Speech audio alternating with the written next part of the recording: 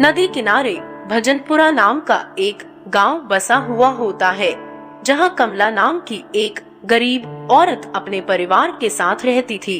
कमला का पति और उसका एक बेटा था, लेकिन एक एक्सीडेंट के कारण कमला के पति दिनेश की दोनों टांगे चली गई। कमला के पति के अपाहिज होने के कारण से घर के काम के साथ साथ उसे बाहर का काम भी करना पड़ता था। कमला घर का काम भी करती और अमीर घरों में जाकर झाड़ू पोछा और बर्तन धोने का काम करती। कमला की मेहनत से ही उसके घर में राशन आता था और वह लोग 2 टाइम का खाना खा पाते थे। अगर कमला काम ना करती तो वो और उसका परिवार भूखा ही मर जाता। बेचारी कमला दिन रात मेहनत करके अपने परिवार का पेट भरती थी।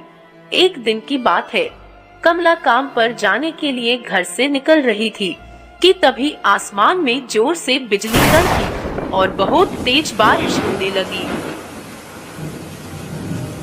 अरे ये बारिश तो रुकने का नाम ही नहीं ले रही। अगर बारिश नहीं रुकी तो मैं काम पर कैसे जाऊंगी? घर में खाने के लिए अनाज का एक दाना भी नहीं है। फिर कुछ देर बाद बारिश रुकती है तो कमला जल्दी जल्दी मालकिन के घर पहुंच जाती है। कमला की मालकिन कमला को डांटती है। क्यों री कमला, आज आने में इतनी देर क्यों कर दी? मालकिन, वो बारिश होने लगी ना, इसलिए लेट हो गई।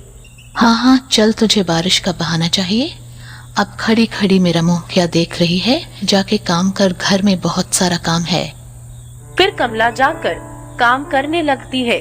सारा काम खत्म करके सोचती है, अब मालकिन से पैसे मिल जाएंगे और घर के लिए राशन लेकर चली जाऊंगी। कमला मालकिन से कहती है, मालकिन, मैंने आपका सारा काम कर दिया, मुझे पैसे दे दो। कमला मालकिन से पैसे लेकर जा ही रही थी कि तभी बहुत तेज बारिश होने लगी। अरे ये अचानक बारिश कहाँ से शुरू हो गई? यहाँ आसपास तो कोई छिपने की जगह भी नहीं है। फिर कमला बारिश से बचने के लिए एक पेड़ के नीचे खड़ी हो गई। उसने सोचा कि कुछ देर में बारिश रुकेगी तो वह राशन लेकर घर चली जाएगी। लेकिन उस दिन ऐसा क्या हुआ पता नहीं, बारिश रुकने का नाम ही नहीं ले रही थी। ये बारिश तो रुकने वाली नहीं, मुझे भीगते हुए ही जाना पड़ेगा। कमला भीगते हुए राशन दुकान पर पहुंचती है। राशन देने के बाद दुकानदार ने, पूरे 250 रुपए हो गए, फटाफट से दे दो। भैया, मेरे पास तो सिर्फ 50 रुपए हैं, बाकी के पैसे मैं बाद में दे जाऊंगी, क्योंकि घर में खाने के लिए अनाज का एक दाना भी नहीं है। क्या पैसे नहीं है? तो राशन भी बाद में ले लेना। पता नहीं कहां कहां से आ जाते हैं ऐसे लोग।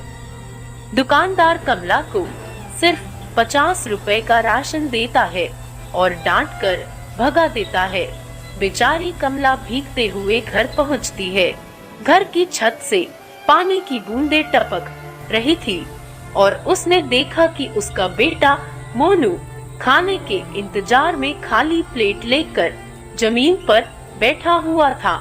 मोनू कमला से कहता है, माँ, बहुत तेज भूख लगी है, जल्दी से खाना बनाओ ना। कमला खाना बनाने जा ही रही थी कि तभी उनके घर पर बहुत ही भयंकर बिजली गिरती है, जिसके कारण कमला के पति दिनेश की जान चली जाती है। लेकिन खुशकिस्मती से कमला और उसका बेटा मोनू बच जाते हैं। लगातार बारिश होने के कारण चारों तरफ पानी पानी हो गया था। कमला और उसका बेटा एक लकड़ी के टुकड़े पर बैठकर धीरे धीरे मालकिन के घर पहुंचते हैं। मालकिन का घर ऊंची जगह पर था, इसलिए वहां पानी नहीं था। तब कमला मालकिन को जो हुआ सब बताती है। मालकिन कमला से कहती है, किचन के बराबर में एक छोटा सा कमरा खाली है, तो और तेरा बेटा उसमें रह लेना। और हाँ, किराए की दिक्कत मत लेना, मैं तुझसे किराया नहीं लूंगी।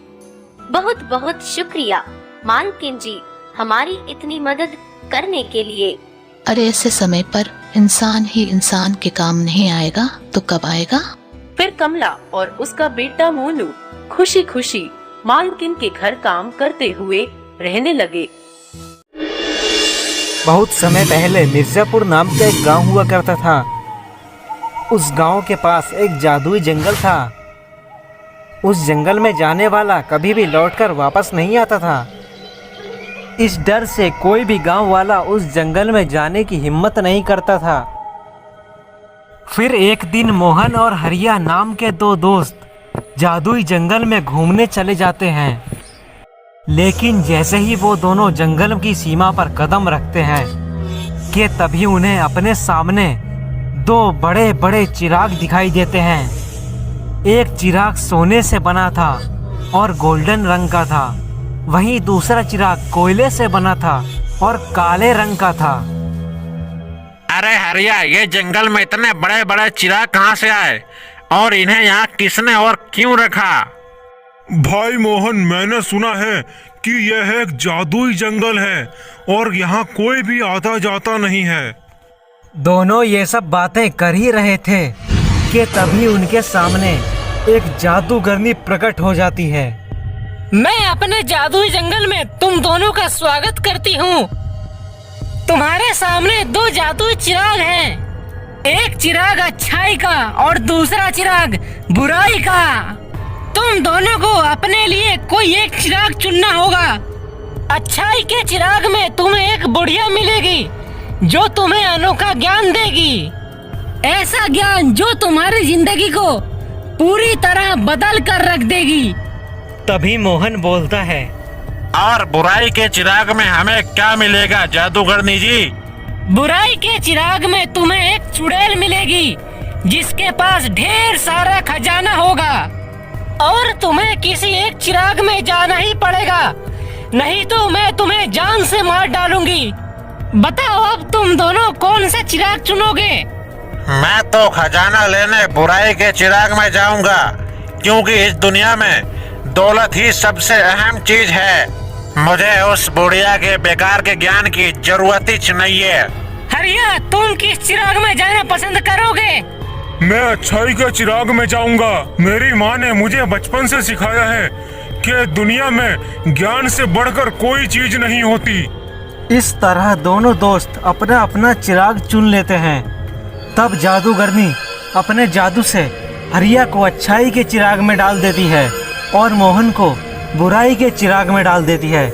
अच्छाई के चिराग में जाते ही हरिया को एक बीमार बुढ़िया मिलती है।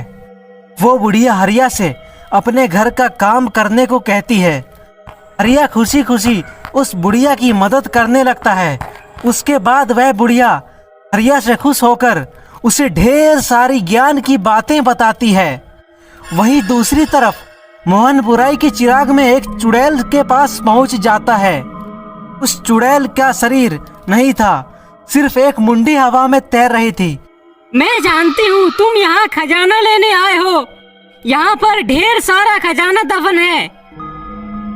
तुम यहाँ खुदाई करके जितना चाहे उतना खजाना ले सकते हो, लेकिन इससे पहले तुम्हें इस एग्रीमेंट पर साइन करना होगा।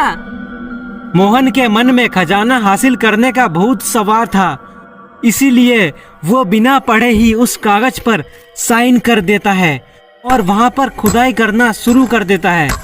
लेकिन काफी देर खुदाई करने के बाद भी उसे कुछ नहीं मिलता।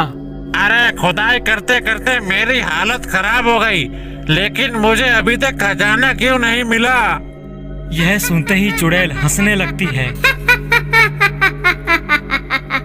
मैंने तुमसे झूठ बोला था, यहाँ कोई भी खजाना नहीं है। चलो अब एग्रीमेंट के मुताबिक तुम मुझे अपना शरीर दे दो। इस एग्रीमेंट पर साफ साफ लिखा है कि यहाँ खुदाई करने के बदले तुम मुझे अपना शरीर देने वाले हो। अरे लेकिन मैंने तो एग्रीमेंट पढ़ा ही नहीं। तुम्हें इस एग्रीमेंट के बारे में मुझे सब कुछ पहले ही बताना चाहिए था। खजाने के लालच देकर तुमने मेरे साथ धोखा किया है। हाँ, क्योंकि मैं एक धोखेबाज चुड़ैल हूँ। लेकिन यह सब तेरे लालच की वजह से हुआ है। तुझे एग्रीमेंट पहले ही पढ़ लेना चाहिए था। लगता है तुझे याद नहीं कि तू बुराई के चिराग में आया है। यहाँ तुझे धोखे के सिवा और कुछ नहीं मिलेगा। इतना कहकर चुड़ैल मोहन का शरीर काटकर अपने सर में लगा लेती है और पूरी तरह चुड़ैल बन जाती है। तुझे बुराई के चिराग में आने का सबक मिल चुका है। अब मैं तेरी मुंडी को गोलगप्पे के पानी में डुबो कर खाऊंगी। फिर थोड़ी देर बाद हरिया अच्छाई के चिराग से बाहर आ जाता है। हरिया ने बहुत ही अच्छे कपड़े पहने थे और उसके हाथों में सोने के सिक्कों से भरा एक मटका था। साथ ही वो पहले से बहुत अधिक बुद्धिमान हो चुका था। इस तरह दोनों दोस्तों को उनके द्वारा चुने गए चिराग का फल मिल जाता है।